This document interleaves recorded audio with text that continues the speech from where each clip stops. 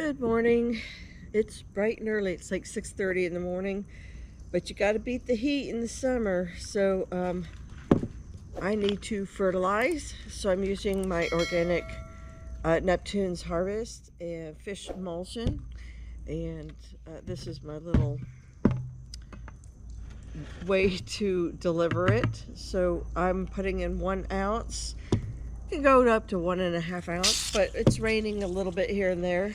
So 1 ounce in my, this is 1 gallon. Fill it up. Mostly all I am fertilizing right now is just I think the peppers, the eggplant, maybe the ground cherries. Oh, there we go. More than enough.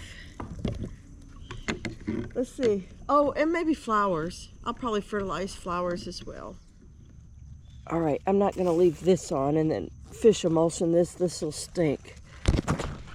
Yuck. That would be untasty. Buddy!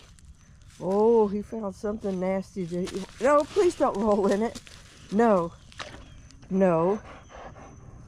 Whatever was stuck, he peed on it. Now he wants to roll on it. No. He's full of vim and vinegar at 6:30. Whew. Okay, so I'm gonna, this pepper fell off. I'm gonna leave this pepper on. I do need to stake those peppers one day this week. That's part of the plan. I'm trying to create a plan this week so I don't get stuck doing things I didn't need to do. I squirrel. I have to have plans. It's just part of me. This is basil right next to it. You can see that. So we're gonna not fertilize that. It probably could use a hit, but I don't really want, I guess I could give it a hit. There we go. Just a little fine mist on everything.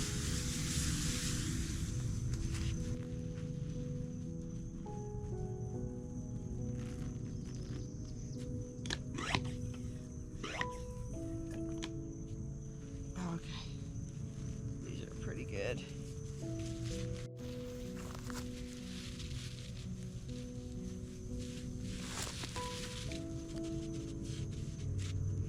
Ah.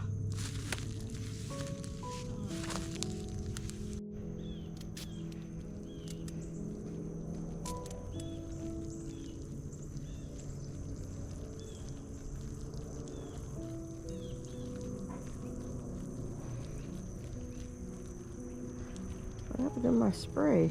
My misting.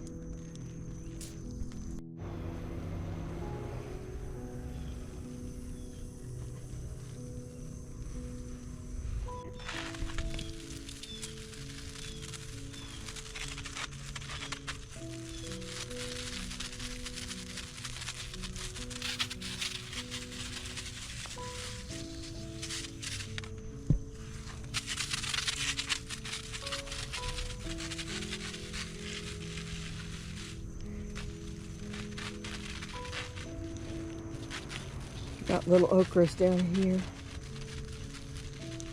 These over here are the jambalaya, clemps, and spineless, and the way over there, we'll get over there in a second. Those are going to be my burgundies.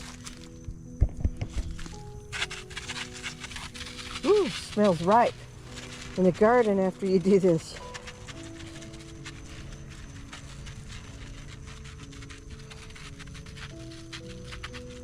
These are tightly sewn. I don't really recommend that, but we're gonna just go with it. And I haven't put the white roselle in yet, but we're gonna do that here probably today.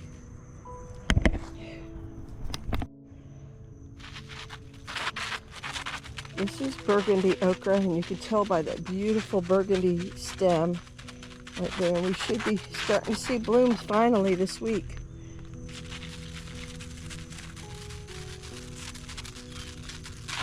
You can do fish emulsion as a drench as well. I am doing it as a foliar spray. Look at this beast of a pumpkin plant. Oh my gosh. You know, I knew it was going to be tight in here. I put some jumbo type plants, like watermelons need space, pumpkins need space, and okra and roselle kind of even need their space. Roselle get quite big, like 6 feet tall by like 3-4 feet. Depends on how much light they get, but anyhow. And I still have a little bit of sweet potato in here left over. So I knew it was going to be tight and fun. It's a party in the summer, you know, because everything gets out of control. But I kind of like it. It doesn't bother me because it all either A, dies off, or, you know, it produces a lot of food. Lots and lots of food while you don't work too hard. This is my purple angel rose. It's heavily scented. It's gorgeous. This is my key lime that doesn't produce ever. I think it does not like being in the shade here, but I'm still going to fertilize it. Maybe one day it'll get big enough to catch some morning sun or whatever. I'm just trying to keep it alive. Okay, now look at these pitiful paprika peppers. They definitely need pumping it up. They definitely need some love. Oh goodness. I hate spray pumps because they're just like crazy. They don't ever work well. There we go. These are about ready to pick. Should have picked them. Put them in the house. Oh man. You look so pitiful. The ground ones don't look so good. Over here, there's weeds here, and this is African potato mint. We're gonna do some food forest work this week too, because we got to catch this vine. Okay, and over here are the hot cayennes. My goodness, this little ladybug was just on me, made me stop, and then just as I got the camera off, she flew away from me. But there she is on the bottom side of a grapevine. I'm guessing this might be my jumbo muscadine. Not the best grape. But anyhow, the yellow alamanda. This is in the Mandevilla family. Beautiful. Anyhow, I just hit, these are my cubanelles. Just hit those next. Look at the little snapdragons. Oh, we got to get in here. Keep some of this stuff going nice and pretty. The African marigolds are finally popping. Oh, they took their sweet time.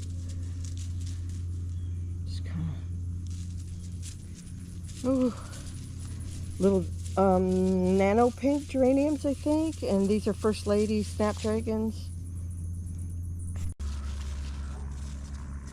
This is chili back here. It's a big producer. The healthy bells in here. Come on. There we go.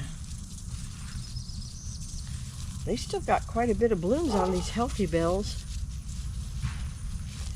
And then my Black Beauty eggplant's just starting to put on fruit. I kind of did that late.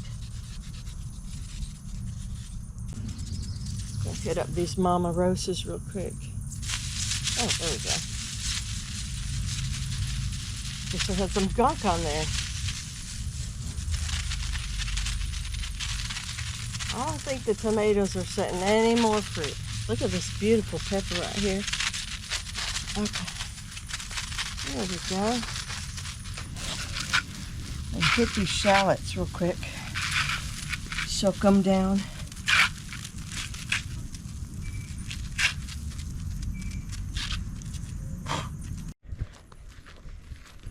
I didn't think about it when I put the shallots in that, you know, you're not supposed to use synthetic fertilizers during the summer. But I can still do the fish emulsions, natural things, you know, compost, those type of things. So here we are with the last little bit to be done.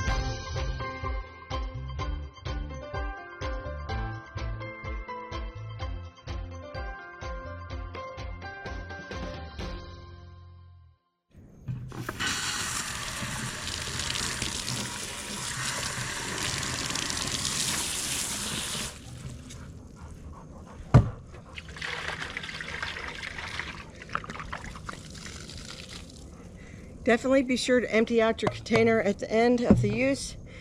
It's not if it will gum it up. It will gum it up the next time you use it. All right, next project. Let's go grab some ranunculus. That didn't go anywhere, but I don't want them to rot over the summer. So I'll just grab everything I can find, throw it in the refrigerator, and then we'll pull it out at the appropriate time in the fall or even spring. I got to do a little bit more research. For sure spring, but I'm thinking maybe even here in Florida, I got to research to see if we could overwinter that. That might be a good idea too. So, all right, be back. Okay, we just planted way too late, and oh my goodness, this is hard as rocks. No wonder it couldn't break through. Probably nothing can break through. No. I'm looking for anything that resembles ranunculus. Like a corm, something like that. These are baby cranberry hibiscus in here. Oh, you know what else I had in here was the canna lily. Not canna lily. Is that right? Dwarf canna. It was a dwarf canna. Oh, hi, buddy. Maybe I can't find it. Oh, this is hard. No wonder it didn't work. I guess that was a big fail on my part. A softer soil next year for ranunculus when we try it again. Kind of disappointed. Really disappointed. I want to pull these and give them a chance somewhere else. Let's pull these babies. Put them on the grow table for just a moment so they don't get injured. Don't let me forget about those, okay? Yeah, I'm not feeling even my canna bulb in here. Oh my gosh. It either rotted or it was so soft and fluffy when I put everything in. Okay. Man, I guess that's just money that went down the toilet. Oh, man, I hate that. But we do have some ranunculi that did pop up. So I'll be able to find those. Like this one, for example. Here's a little corm. It wanted to come up. Over here it must be a corm because this one's just dying. Okay. So we're not going to completely lose all our money.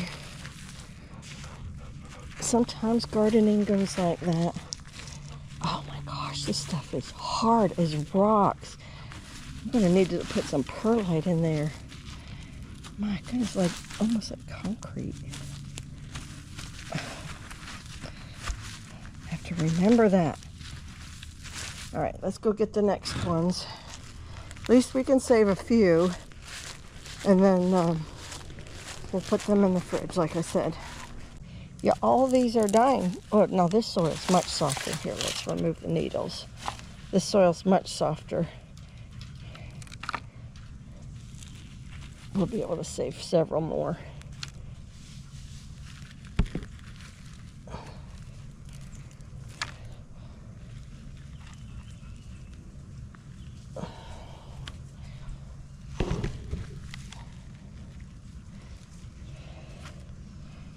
I think that's about it. That's all I ever saw come up.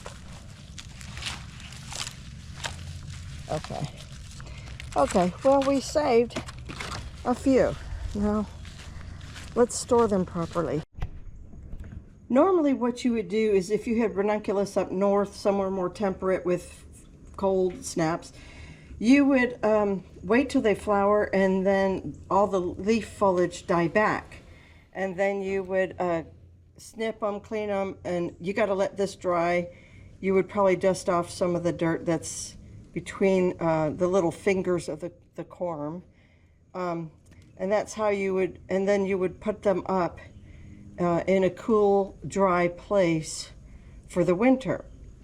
You might even store it between some vermiculite or something loose and dry, and you know, something like that.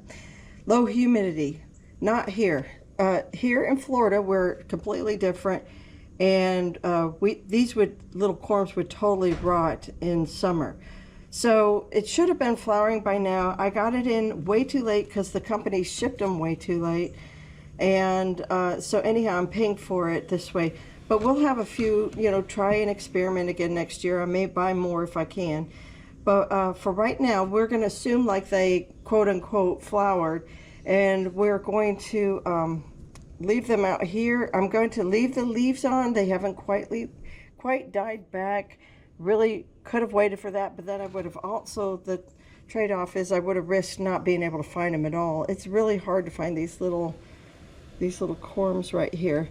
So what we're going to do is we're just going to put them here, let them dry off at least for today, and then we'll, or at least for several hours today. There's a really good example of that corm. There we go.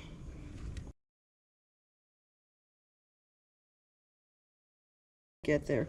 1, 2, 3, 4, 5, 6, 7. We got 7 back, or 8. Not a good return on investment at all. Okay, let's let these dry, and then we'll come back to them and properly store them. And we're gonna pot up this little cranberry hibiscus before I forget. Oh, I don't want to forget and then have those little guys ruin.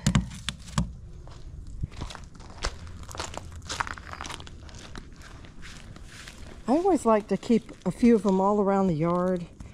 I just like the pop of red most of all. My grandbabies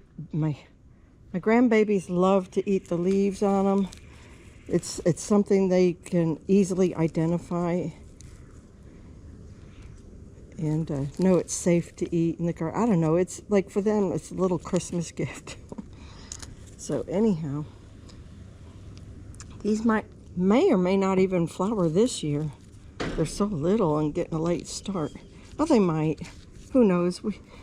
We're going all the way to December before we get cold, so they might be fine. Okay, there we go. My little babies. They'll straighten up as the sun hits them on my water hose. I gotta water them. Oh my goodness, y'all. I totally forgot to finish this part of the video with the ranunculus. So let's do it right now. I was running errands and I was like, then got my lunch and I was like, oh doggone it. Sat down there going, I didn't finish out. So I'm just taking off the greenery on top, okay? And I'm just gonna set that aside. I did not let it dry out too many days. I really, you know, maybe you could have if you have more greenery up top, but essentially mine were gonna die if I didn't save them anyhow. So there is not much to go there. Just little bitty, can y'all see that? Little bitty ranunculi. And take this one off. And then these two also. Okay, there we go. So I have some vermiculite and a fine mesh bag. Oh, it is pretty fine. It's still letting a lot through. Ooh. Okay.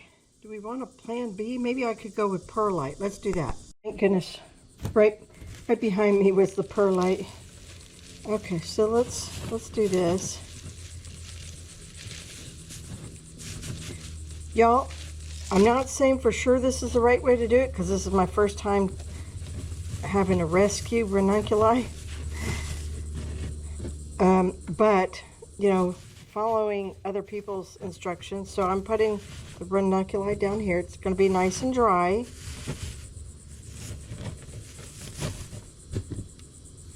I think that was it. No, this one too. And I'm going to put a little bit more on top. We're going to store them. Oh, labels, labels, labels. I need a label. Those are up by the house. Oh, I'm going to have to label it in the house. Okay. Because I needed to change out my container, and so it's on that back porch waiting to be changed out. So there you go.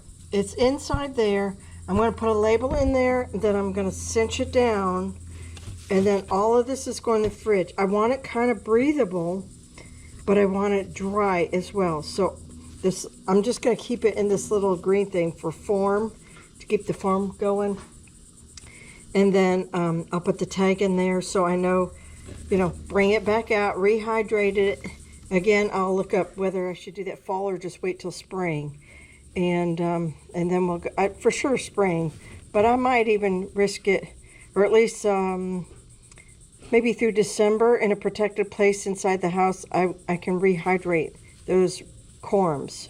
So anyhow, there. Now essentially we're done, other than me labeling and putting that in the fridge. So okay, let's go back to the rest of the video.